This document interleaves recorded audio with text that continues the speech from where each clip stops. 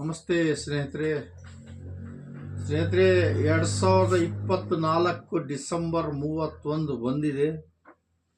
ಅದು ನಡುವೆದಲ್ಲಿ ಈ ವರ್ಷ ಎಷ್ಟು ಕಷ್ಟ, ಎಷ್ಟು ಸಾವು ನೋವಾಗಿದೆ ಅಂತ ತಾವೆಲ್ಲ ನೋಡಿದ್ರಿ.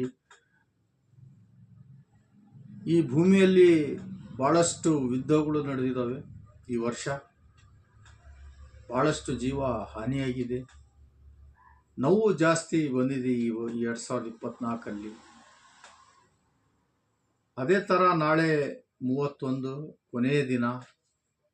ಮೊನ್ನೆ ತಾನೇ ಇನ್ನೂ ಒಂದು ವಿಮಾನ ಅಪಘಾತ ಆಗಿದೆ, ತಾವೆಲ್ಲ ನೋಡಿದ್ರಿ. ಅದು 179 ಮಂದಿಗಳು ಬೆಂಕಿಗೆ ಆಹುತಿಯಾಗಿ ಸುಟ್ಟು ಭಸ್ಮ ಆಗಿಬಿಟ್ರು.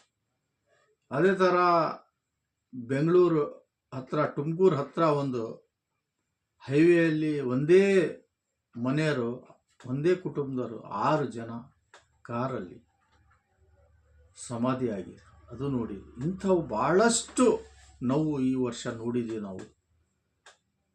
ಈ ಎಲ್ಲ ಮಾತು ಯಾಕೆ ಹೇಳ್ತಾ ಇದ್ದೀನಿ ಅಂದರೆ, ನಮ್ಮ ಜೀವ ನಮ್ಮ ಕೈಯಲ್ಲಿ ಇರುತ್ತೆ. ನಾವು ಎಷ್ಟು ಜೋಪಾನಾಗಿರ್ತೀವಿ, ಎಷ್ಟು ಸುರಕ್ಷತೆಯಿಂದ ಇರ್ತೀವಿ, ಅಷ್ಟು ನಮ್ಮ ಜೀವ ಸುರಕ್ಷತೆಯಿಂದ ಇರುತ್ತೆ. ಇಲ್ಲ ಅಂದರೆ ನಾವು ಒಂದು ಸ್ವಲ್ಪ ಯಾಮಾರಿಸ್ಬಿಟ್ರೆ ಸಾಕು, ಪ್ರಾಣ ಪಕ್ಷಿ ಹಾರಿಬಿಟ್ರು. ಅದಕ್ಕೆ ನಾಳೆ 31ನೇ ತಾರೀಕು ತಾವೆಲ್ಲ ಆದಷ್ಟು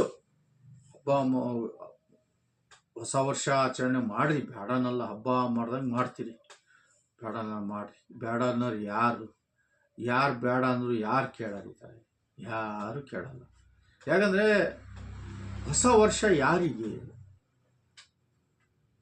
ನಮ್ಮ ದೇಶದಲ್ಲಿ ಅತಿ ಹೆಚ್ಚಿರೋದು ಹಿಂದೂ ಜನಾಂಗ. ಇವ್ರಿಗಂತೂ ಅಲ್ಲೇ ಅಲ್ಲ. ಹಿಂದೂ ಜನಾಂಗಕ್ಕೆ ಯುಗಾದಿ ಹಬ್ಬದ ಮೊದಲನೇ ದಿನ ಚಂದ್ರ ನೋಡಿದ ಮೇಲೆ ಹೊಸ ವರ್ಷ.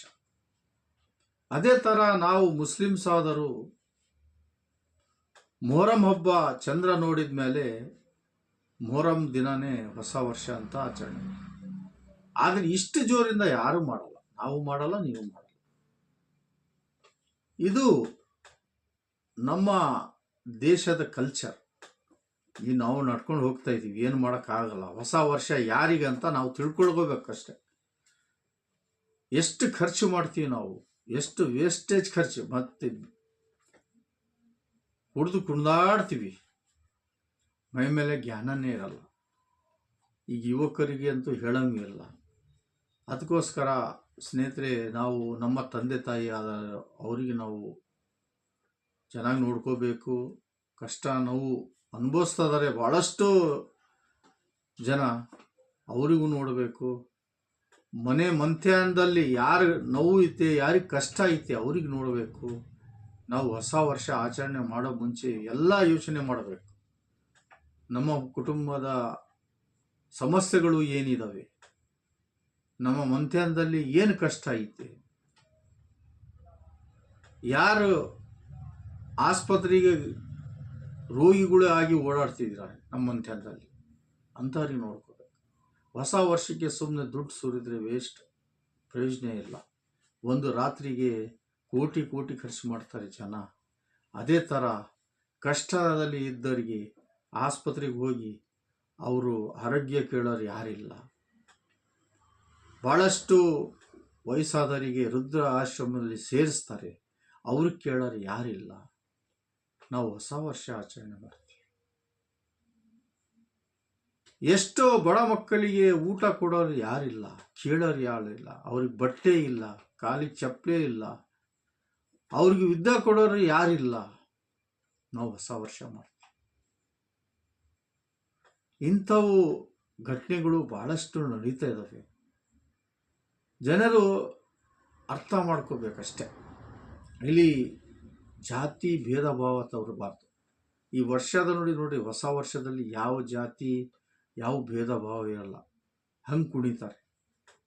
ಅದೇ ಥರ ನಾವು ಇಂಥ ಕಷ್ಟಗಳೇ ಇದ್ದವ್ರಿಗೆ ನಾವು ಒಂದು ಸ್ವಲ್ಪ ನೋಡಬೇಕು. ಅವರಿಗೆ ಖುಷಿ ಕೊಡ್ರಿ, ತಾವು ಖುಷಿ ಮಾಡ್ರಿ. ಆವಾಗ ಆ ಖುಷಿ ದೇವರು ಮೆಚ್ತಾನೆ. ಪಕ್ಕದಾಗಿರೋರು ಖುಷಿ ಇಲ್ಲ, ನಾವು ಖುಷಿ ಮಾಡ್ತಿದ್ರೆ ಅವನು ಕುಂತಾನು ಏನು ಮಾಡ್ತಾನೆ, ಎಷ್ಟು ಅವನಿಗೆ ನೋವು ಆಗತ್ತೆ. ದೇವರೇ ನನಗೆ ಯಾಕೆ ಕೊಟ್ಟಿಲ್ಲ, ನಾನು ಈ ಥರ ಖುಷಿ ಮಾಡ್ತಿದ್ದಂತ. ಸ್ನೇಹಿತರೆ, ಏನಾರಿರಲಿ, ತಮ್ಮ ತಮ್ಮ ಮಂತ್ಯಾನದಲ್ಲಿ ತಮ್ಮ ತಂದೆ ತಾಯಿಗೆ, ಅಕ್ಕ ತಂಗಿಯರಿಗೆ, ಅಣ್ಣ ತಮ್ಮರಿಗೆ, ಸ್ನೇಹಿತರು ಭಾಳಷ್ಟು ಜನ ಕಷ್ಟದಿರ್ತಾರೆ. ನೋಡಿ ಅವ್ರ ಕಷ್ಟನೂ ಪೂರ್ತಿ ಪರಿಹಾರ ಮಾಡೋಕ್ಕಾಗಲ್ಲ, ಯಾರೂ ಮಾಡೋಕ್ಕಾಗಲ್ಲ.